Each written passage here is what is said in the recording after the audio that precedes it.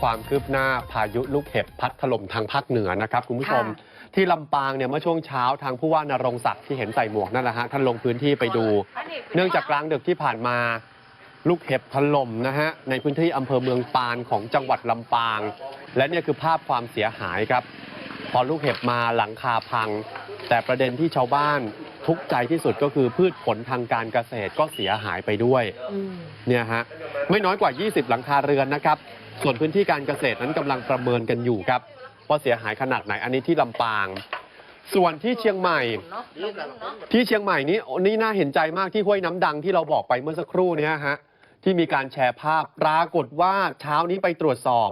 ไม้ดอกไม้ประดับที่กำลังเบ่งบานรอรับนักท่องเที่ยวเสียหายหมดเลยคือบานหน้าหนาวเนี่ยฮะเนี่ยครับคุณผู้ชมลูกเห็บตกลงมาแต่ทางหัวหน้าอุทยานก็บอกไม่เป็นไรเพราะดีที่ยังไม่มีผู้ได้รับบาดเจ็บ